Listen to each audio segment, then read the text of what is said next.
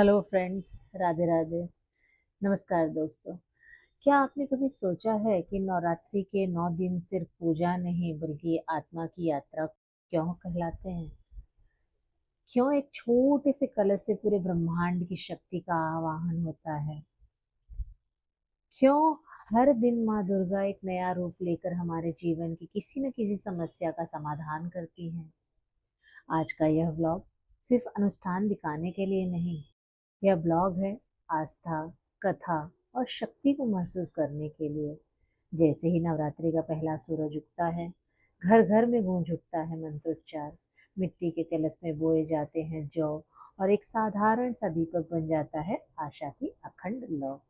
घट स्थापना से शुरू होकर माँ शैलपुत्री की स्थिरता, ब्रह्मचारिणी का तप, चंद्रघंटा का साहस, कुष्मांडा की सृजन शक्ति, स्कंद माता का वात्सल्य, कात्यायनी की विजय, कालरात्रि का निर्भय रूप और सिद्धिदात्री की पूर्णता, इन 9 दिनों में माँ दुर्गा हमें जीना सिखाती है।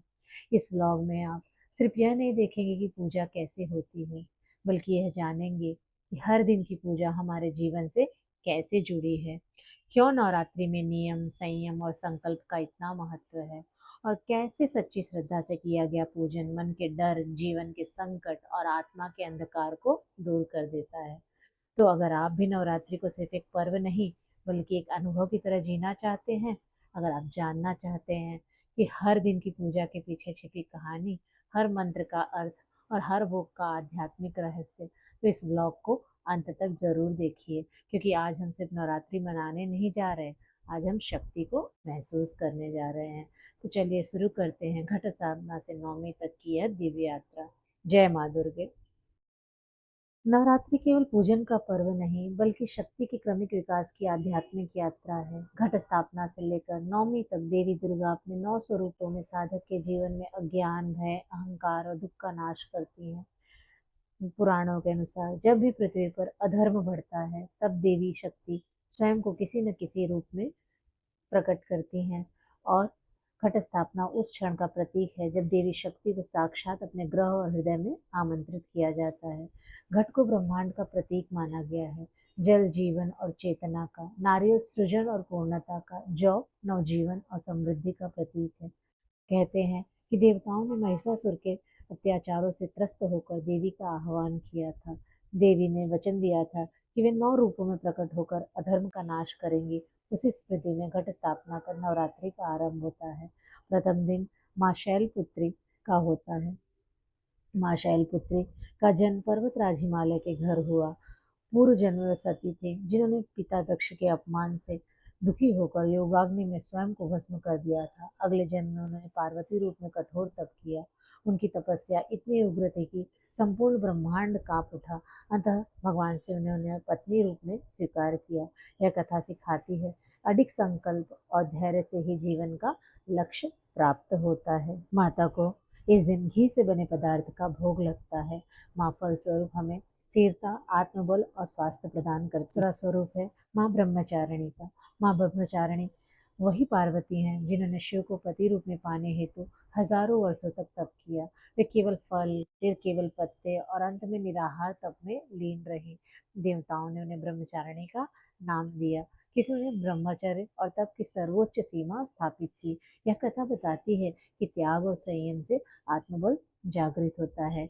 इस दिन माता रानी को मिश्री और चीनी का भोग लगता है। फलस्वरूप माता अपने भक्तों को विद्या, तप शक्ति और धैर्य प्रदान करती हैं। जय माँ ब्रह्मचारिणी। ताकि तीसरे दिन स्वरूप माँ चंद्रघंटा के रूप में पूजा जाता है। माँ चंद्रघंटा शिव से विवाह के पश्चात माँ का यह योद्धा स्वरूप प्रकट हुआ। उनके मस्तक पर अर्धचंद्र घंटा रूप में सुशोभित है। असुरों के अत्याचार से जब देवता भयभीत हुए, तब माँ चंद्रघंटा ने रणभूमि में उतरकर अपने घंटों की नाद से असुरों का संहार किया। यह स्वरूप दर्शाता है कि शक्ति केवल करुणा नहीं बल्कि धर्म की रक्षा हेतु पराक्रम है। जय माँ चंद्रघंटा। माँ चंद्रघंटा का बीज मंत्र है ओम ऐं ह्रीं क्लीं चंद्रघंटाय नमः। ओम ऐं ह्रीं क्लीं चंद्रघंटाय नमः। आप इस मंत्र का जाप तीसरे दिन माँ को खुश करने के लिए, माँ की आशीर्वाद को प्राप्त करने के लिए 108 बार कर सकते हैं। ओम ऐं ह्रीं क्लीं चंद्रघंटाय नमः। ओम ऐं ह्रीं क्लीं चंद्रघंटाय नमः। फिर माता रानी को दूध का भोग लगता है। माता भय और का नाश और पराक्रम में विजय का फल प्रदान करती हैं। चंद्रघंटा का बीज मंत्र ऐं श्रीं शक्तये नमः। ऐं श्रीं शक्तये। चौथे दिन माँ कुष्मांडा की पूजा की जाती है। माता कुष्मांडा कथा के अनुसार सृष्टि के आरंभ में जब चारों ओर अंधकार था, घोर अंधकार था, तब माँ कुष्मांडा ने अपनी मंद मुस्कान से ब्रह्मांड की रचना की। सूर्य, चंद्रमा और ग्रह इन्हीं की शक्ति से प्रकाशित हुए। इस दिन पूजा से साधक के जीवन का अंधकार दूर होता है और नई ऊर्जा व सृजनशीलता का जन्म होता है। माता कुष्मांडा का बीज मंत्र है सुरा संपूर्ण कलशम रुद्राप्त लुप्तमेव च दधाना हस्त पद्माभ्यम कुष्मांडा सुदास्तु में। इस बीज मंत्र का आप 108 बार जाप करके माता कुष्मांडा को प्रसन्न करके उनके आशीर्वाद को प्राप्त कर सकते हैं। माता कुष्मांडा को भोग स्वरूप आप मालपुए का भोग लगा सकते हैं और माँ फल स्वरूप आपको आरोग्य, ऊर्जा और सृजन की शक्ति प्रदान करती हैं। माता कुष्मांडा आप सभी भक्तों की रक्षा करें और माता कुष्मांडा की कृपा आप सब लोगों पर ऐसे ही बनी रहे। तो माता के चौथे स्वरूप और चौथे दिन की पूजा कर विधि आपको मैंने बताया है दोस्तों। आप उसी अनुसार माता रानी का पूजा करें, उसी अनुसार उनको भोग लगाएं और उनके बीज मंत्रों का जाप करें। माता रानी बहुत ही दयालु हैं, वो अपने भक्तों की जल्दी सुनते हैं। जय माँ कुष्मांडा, जय माँ कुष्मांडा। तो माता कुष्मांडा की ऐसी कृपा आप पर बनी रहे। जय माँ। पांचवा स्वरूप है माँ स्कंद माता का। माँ स्कंद माता को कार्तिकी की माता और मातृत्व, करुणा और संरक्षण का स्वरूप माना गया है। माँ को केले का भोग लगता है और माँ फल स्वरूप बुद्धि और संतान सुख प्रदान करती हैं। माता को स्कंद माता का बीज मंत्र है ह्रीं क्लीं स्वामिन्यम नमः। ह्रीं क्लीं स्वामिन्ये नमः। इनका प्रिय रंग नीला होता है। इनका पूजन मंत्र सिंहासन गता नित्यम पद्माश्रित करद्वया शुभदास्तु सदा देवी स्कंद माता यशस्विनी। तो माँ स्कंद माता कुमार कार्तिकी की माता हाथ में बाल स्कंद को लिए हुए हैं। पांचवा स्वरूप, पांचवा दिन माँ स्कंद माता का होता है। माँ स्कंद माता कुमार कार्तिकी की माता के स्वरूप में पूजी जाती हैं। जय माँ स्कंद माता, जय माँ स्कंद माता। उनके बीज मंत्र जैसे मैंने बताया ह्रीं क्लीं स्वामिन्ये नमः। ह्रीं क्लीं स्वामिन्ये नमः। इस बीज मंत्र का आप 108 बार जाप करके माता रानी को प्रसन्न करके माँ की कृपा के पात्र बन सकते हैं। तो दोस्तों आप नवरात्रि के 5वें दिन माँ स्कंद माता का पूजा विधि विधान से करिए। मैंने आपको यहाँ पे पूजन मंत्र, बीज मंत्र, प्रिय रंग और माता की विशेषता बतलाई है। जय माँ स्कंद माता। माता स्कंद माता को भगवान कार्तिकी की माता है। कथा के अनुसार तारकासुर के वध हेतु कार्तिकेय का जन्म हुआ और माँ ने उन्हें अपनी गोद में संरक्षण दिया। यह स्वरूप मातृत्व, करुणा और वात्सल्य का प्रतीक है। यह सिखाता है कि सच्ची शक्ति संरक्षण और प्रेम से भी प्रकट होती है। जय माँ स्कंद माता। नवरात्रि के छठे दिन माँ कात्यायनी का पूजन किया जाता है। माता का बीज मंत्र है ओम ऐं ह्रीं क्लीं कात्यायने नमः। ओम ऐं ह्रीं क्लीं कात्यायने नमः का जाप आप 108 बार करके माता कात्यायनी को प्रसन्न कर सकते हैं। माता कात्यायनी महर्षि कात्यायन के तप से प्रसन्न होकर देवी इस रूप में प्रकट हुई थी। महिषासुर ने देवताओं पर अत्याचार कर रखा था। माँ कात्यायनी ने भयंकर युद्ध के बाद महिषासुर का वध किया। यह कथा अन्याय के विरुद्ध संघर्ष और धर्म के विजय का प्रतीक है। तो आप माता कात्यायनी के छठे दिन, नवरात्रि के छठे दिन आप माता कात्यायनी का पूजा विधि विधान करके माता रानी को आप शहद का भोग लगाएं। जिन जातकों को विवाह में दिक्कत आ रहा है, उनके विवाह के योग बनते हैं और सफलता और विजय की प्राप्ति होती है। महर्षि कात्यायन के तब से प्रकट होकर महिषासुर का माता ने वध किया था। छठे दिन दोस्तों माँ कात्यायनी का पूजा विधि विधान से करके उनके बीज मंत्र का जाप करके माता को प्रसन्न किया जा सकता। सप्तमी के दिन माँ कालरात्रि की पूजा की जाती है। माँ रौद्र रूप में असुरों का संहार और रात्रि का अंधकार भी इनके सामने नतमस्तक हो जाता है। माँ को गुड़ का भोग लगता है। फलस्वरूप माँ शत्रुनाश और निर्भयता अपने भक्तों को प्रदान करती हैं। माँ कालरात्रि का स्वरूप बहुत ही भयावह दिखता है और माँ असुरों का इसी रूप में वध करती हैं।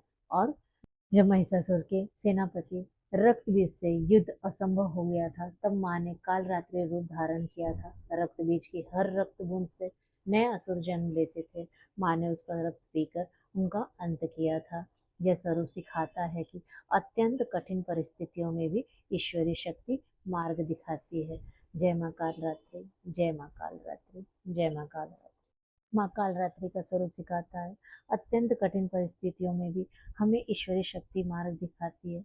हमें जीवन की कठिनाइयों से डरना नहीं चाहिए। हमें अपने जीवन के हर नेगेटिविटी को दूर करते हुए आगे बढ़ना चाहिए। जय माँ कालरात्रि। अष्टमी के दिन हम माँ महागौरी की पूजा करते हैं।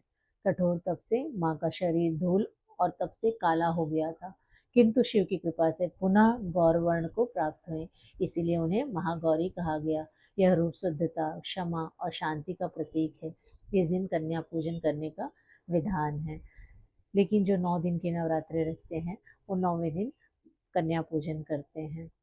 और कई लोग जो प्रथम और अंतिम व्रत रखते हैं वो अष्टमी के दिन भी कन्या पूजन करते हैं। माँ महागौरी को गुलाबी रंग पसंद है। माता को नारियल का भोग लगाया जाता है। फलस्वरूप माँ पाप और का नाश करती हैं और शांति प्रदान करती हैं। जय माँ महागौरी, जय माँ महागौरी। माता के 9वें स्वरूप की पूजा हम नवमी के दिन करते हैं, जो माँ सिद्धिदात्री होती हैं। माँ सिद्धिदात्री को बैंगनी रंग पसंद है और माँ को तिल का भोग लगता है।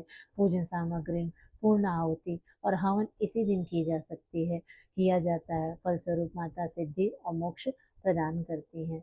माता रानी हमेशा अपने भक्तों के दुख को दूर करने के लिए तत्पर रहती हैं। माँ सिद्धिदात्री हमें सिखाती हैं कि सिद्धि और पूर्णता और मोक्ष, ये सारी सिद्धियाँ हमें अपने जीवन में हर एक नियम को पालन करके मिलता है। माँ ने देवताओं को सिद्धियाँ प्रदान की। शिव भी अर्धनारीश्वर बने। माता रानी आप सभी भक्तों पर अपनी कृपा बनाए रखें।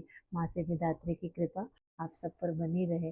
माँ सिद्धिदात्री ने देवताओं को अष्ट सिद्धियाँ प्रदान की, उसी प्रकार माँ सबकी मनोकामनाओं को पूर्ण करे। उनकी कृपा से भगवान शिव भी अर्धनारीश्वर बने। यह देवी ज्ञान, पूर्णता और मोक्ष का स्वरूप है। नवमी पर साधना पूर्ण होती है और साधक को आत्मिक सिद्धि प्राप्त होती है।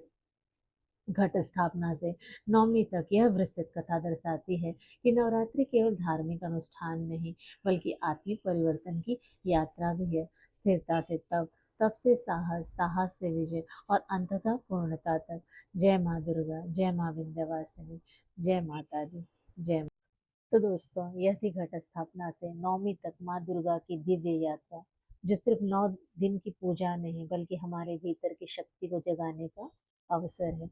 नवरात्रि हमें सिखाती है कि जब जीवन में अस्थिरता हो तो शैलपुत्री बनना, जब लक्ष्य दूर लगे तो ब्रह्मचारिणी की तरह तप करना, जब डर सामने खड़ा हो तो चंद्रघंटा की तरह निर्भय होना, और जब अंधकार घेर ले तो कुष्मांडा की तरह प्रकाश बन जाना।